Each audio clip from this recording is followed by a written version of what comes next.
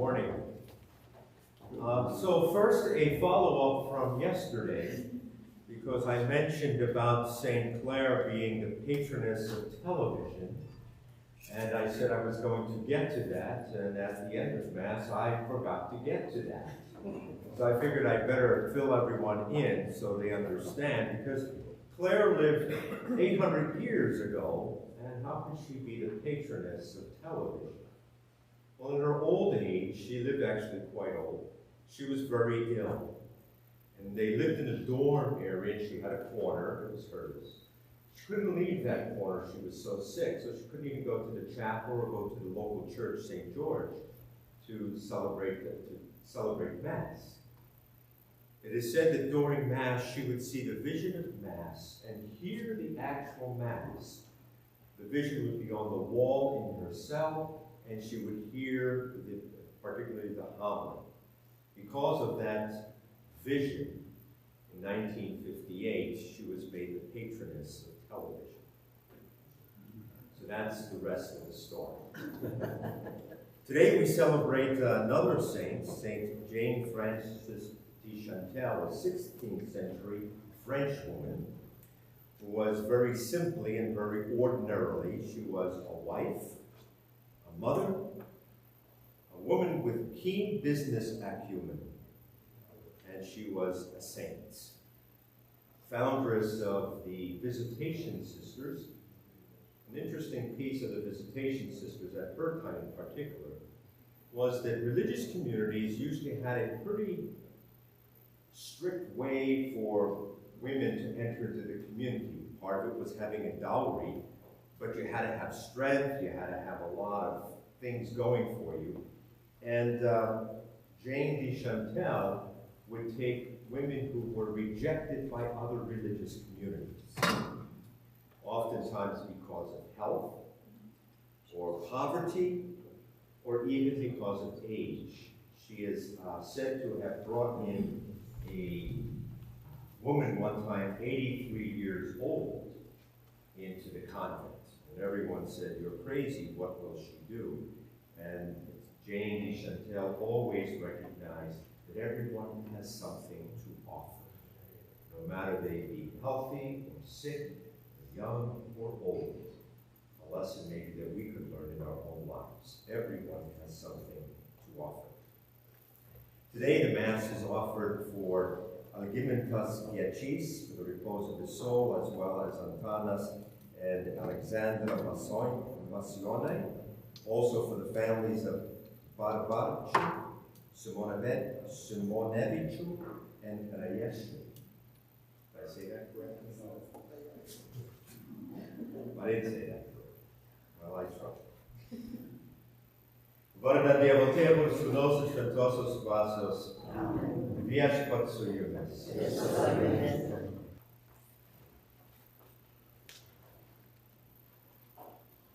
Pasiklausykime patarlių knygos.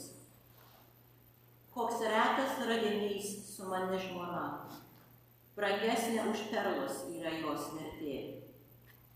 Savo širdį jai patikė jos vyras ir turi tikrą lobį. Ji gerumu atsilygina, o ne piktumu, per visas savo gyvenimo dienas.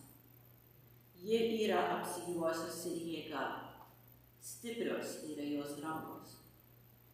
Ji dosniai duoda vargšai ir ištiesia ranką elgetai. Stiprybė ir orumas yra jos drabužis. Su šypsniu ji žiūri į ateitį.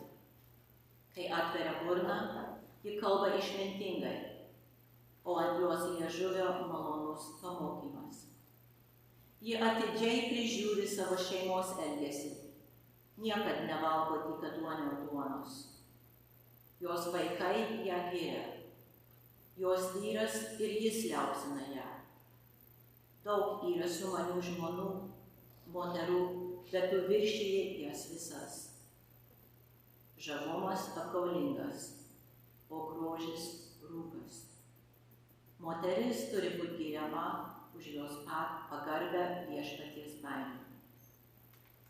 Tai Dievo žodis. Atliepiamoji psalmė. Viešpatie, mano širdis pasitiki tavimi. Viešpatie, mano širdis pasitiki tavimi. Viešpatie, mano širdis nėra išdidi, nei mano žvilgsnis neišpuikęs. Nesiimu didžių dalykų, nei to, kas prašoksta mano jėgas. Viešpatie, mano širdis pasitiki tavimi. Netgi esu patenkintas ir ramus, kaip vaikas ramus ant motinos kelių. Taip rami mano širdis, mano krūtinėje. Viešpatie, mano širdis pasitiki tavimi. Pasitikėk Viešpačiu Izraelį, ir dabar, ir amžinai. Viešpatie, mano širdis pasitiki tavimi.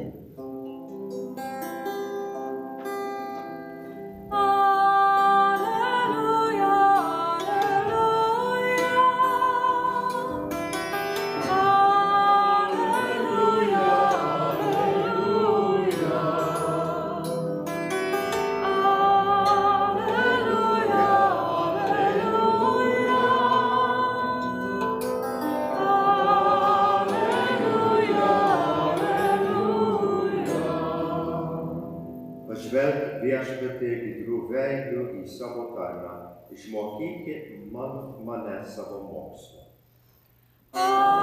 Alleluja, alleluja.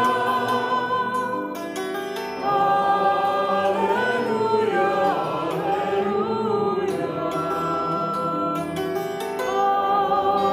Alleluja,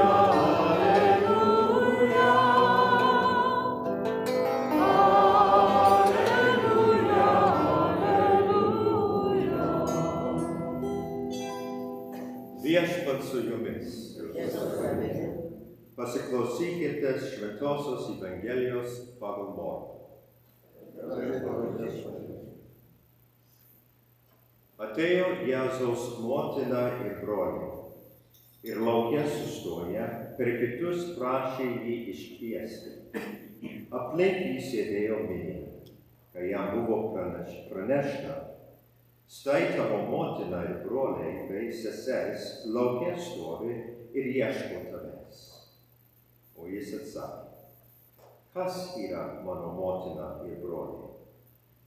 Ir apžvelgęs aplink sėdinčius pasakė: štai mano motina ir broliai. Kas tik vykdo Dievo valią, tas man ir brolis, ir sesuo, ir motina. Girdėjote Viešpaties žodį.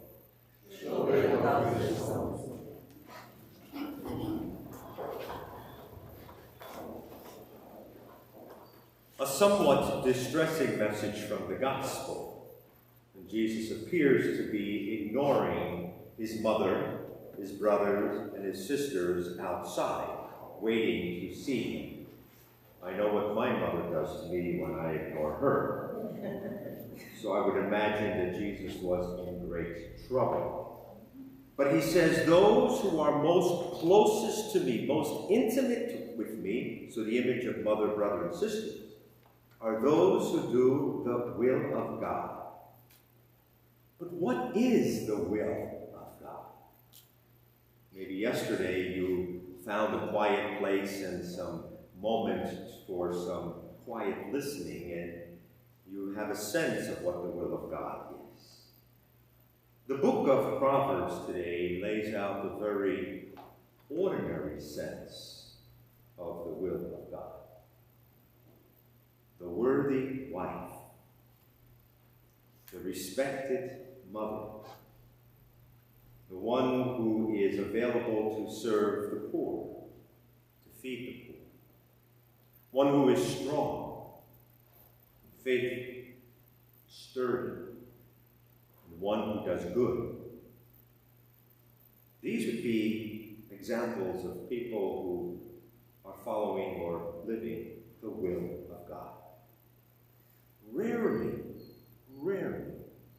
do the scriptures assigned for the day reflect so closely the saint that we celebrate. Saint Jane Frances de Chantal, 16th century French woman.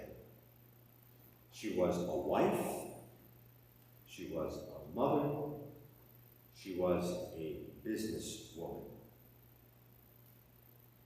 Her family inherited an estate.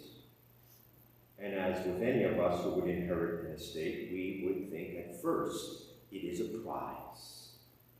What a gift. We've got an estate. But then when she arrived with the family on the estate, it was a disaster. It was a mess. It was unkept, and it was bankrupt. But that did not stop her in her ordinary life. She applied her own business acumen. She had a skill and began to build up the estate. She was known for her very just way of treating the workers. She was known to be very kind and stern. She was known to be very upfront with people about what needed to be done, very open. She was a strong woman, but a compassionate woman. And little by little, she built up the estate for the family. It is said that the poor would come to her often, and she would always have something to give them. So much so, it was so good that they would come and walk around the estate and come back again and walk around and come back. And the neighbors would say, "Wake up, Jane, wake up. They're taking advantage of you." And her comment was, "How am I to know how hungry they really are?" She had a way of seeing the needs in others. And just as things were getting to be settled, fixed, tragedy struck. Her husband was shot in a hunting accident by a friend. He immediately forgave his friend for the accident. This was an accident, and he forgave him. Tragically, he died. Jane had a difficult time forgiving. She felt lost and alone, abandoned. But in time, she felt something had to change with her. And she began greeting this man on the street. And after some more time, she invited him into the home at the estate. And as time went on, she found the courage to forgive him. And she told him. Their relationship grew such that the man invited her to be the godmother of his child. Forgiveness. It's an easy word, but very difficult for most of us. It is part of the DNA of who we are as baptized people. This is what faith calls us to be people of forgiveness, readily forgiving those who hurt us. We have great examples in the saints, St. Jane, her husband, but throughout history.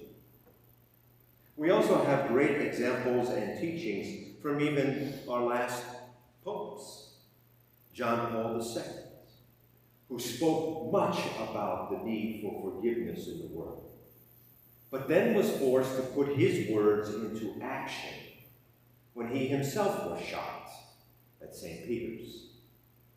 And if you remember, after time, when he got his health back, what is one of the first things he did? He goes to the prison where the person who shot him was in prison and forgives him. An image shown around the world. Forgiveness. Pope Benedict oftentimes asked for forgiveness of the church, for the church's pain caused upon the people. Pope Benedict was a loyalist to the church, and still is.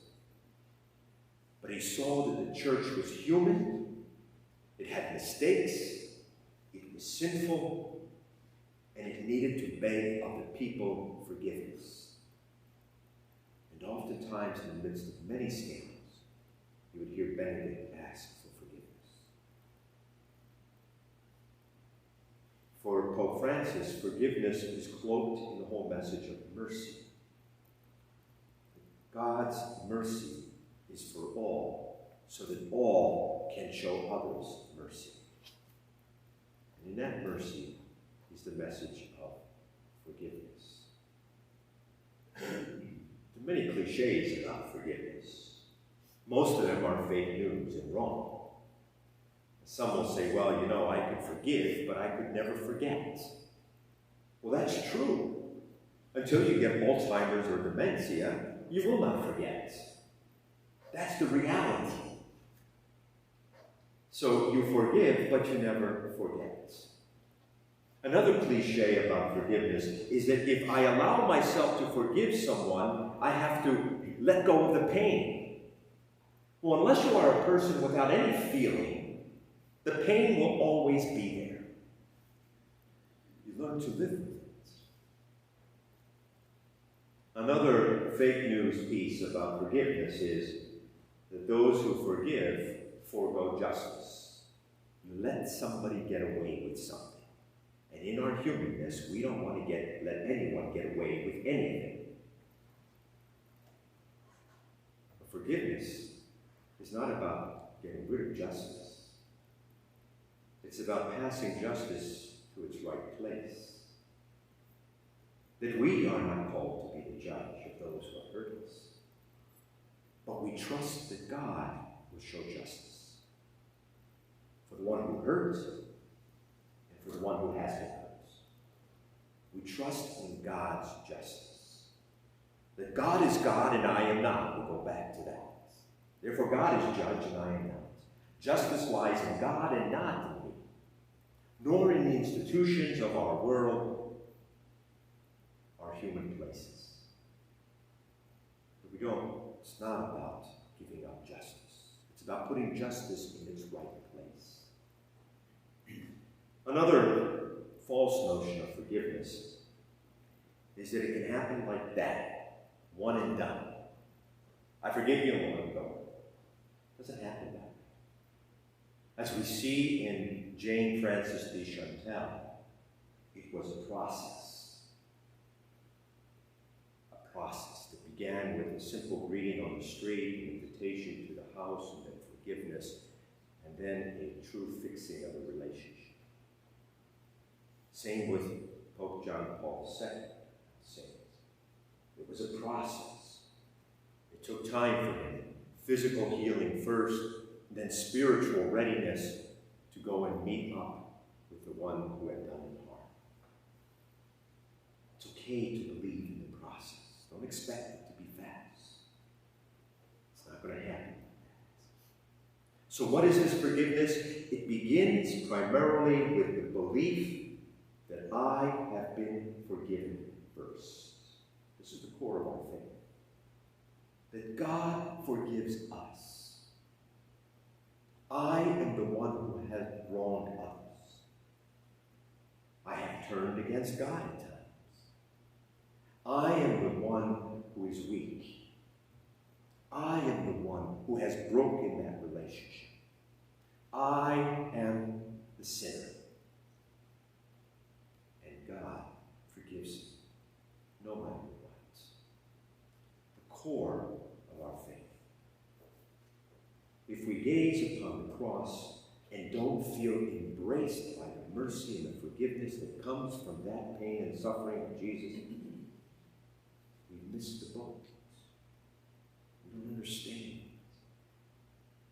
So we pray to believe even more strongly today that God has forgiven me. And once we believe that, we want to pay it forward.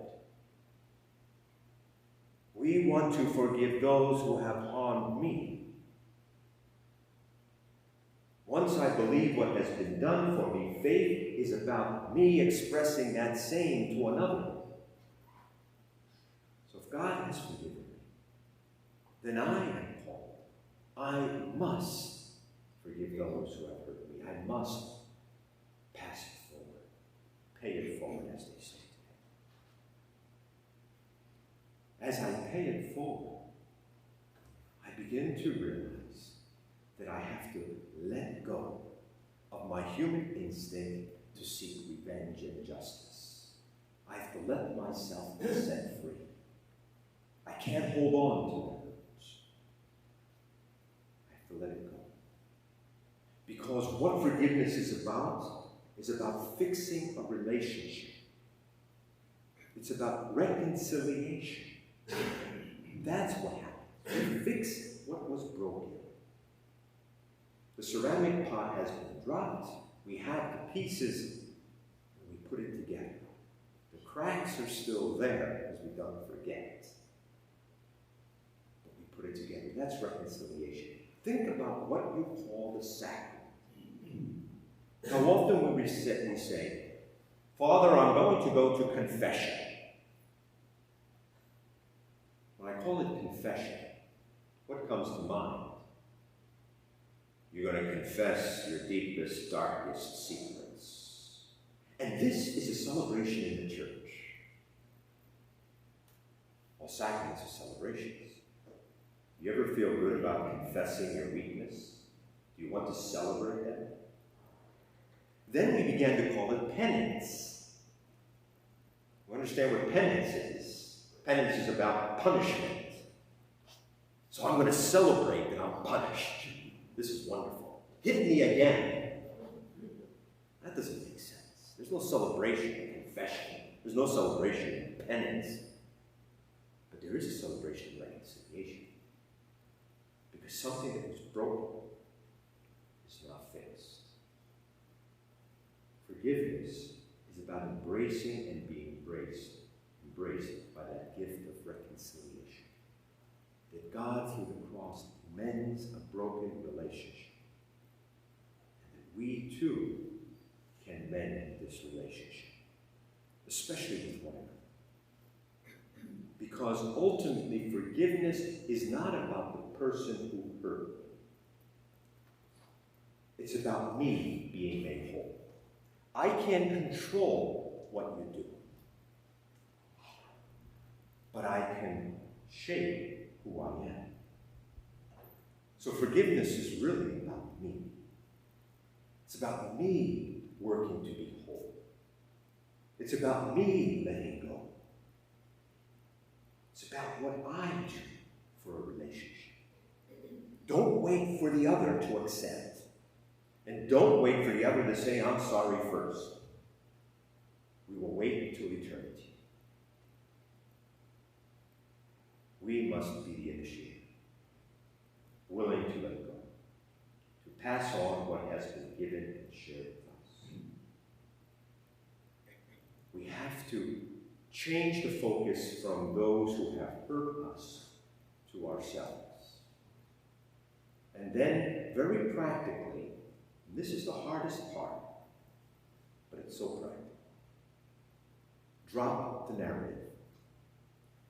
Stop talking about the hurt, the pain, and the break. Stop talking about it. Let yourself be free to move on. Yes, a ceramic pot with some cracks, now mended. But we go on. This is forgiveness. This is the core of who we are. What Pope Francis says in Fratelli Tutti in the last chapter, he calls for a renewed encounter. A renewed encounter clothed in mercy and forgiveness. This is the way we move on. And the challenge, he says, is to make it not an event, but a way of life. Not an event in our lives, but the way that we live. This is the renewed encounter. Not something we bring in when we just need it, but it so is a part of our lives that it becomes an ordinary action of ordinary people done extraordinarily well.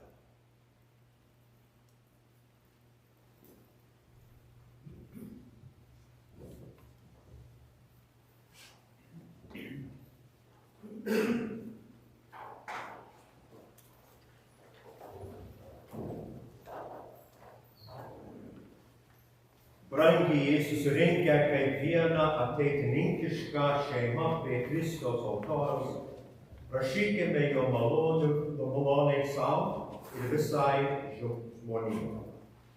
Kad mūsų ganytojai visada turėtų gyvo tikėjimo dvasią, meldžiame. Kad mūsų ir visų krikščionių gyvenimas autentiškai išreikštų Kristaus skelbtąją dvasią, meldžiame. Kad būdami dėkingi viešpačiui už gautąsias malones, mokėtume užjausti ir padėti silpniesiems, meldžiame. Kad atostogaujantys tikintieji atsigautų ne vien fiziškai, bet ir dvasiškai, ir kad Maksimeno žmona Nancy atgautų sveikatą, meldžiame.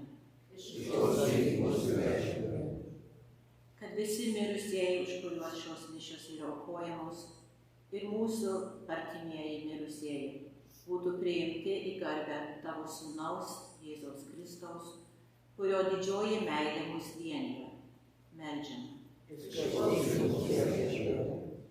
Prisiminkime Baukų šeimos gyvuosius ir mirusiuosius ir taip pat tyloje išsakykime savo intencijas.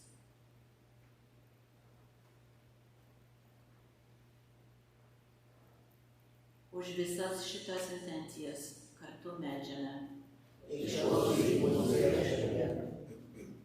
Viešpatie Jėzau, padėk mums ištikimai vykdyti tavo valią, kad galėtume būti tavo išaukštesnio dalininkais. Tu gyveni viešpatauji ir amžius.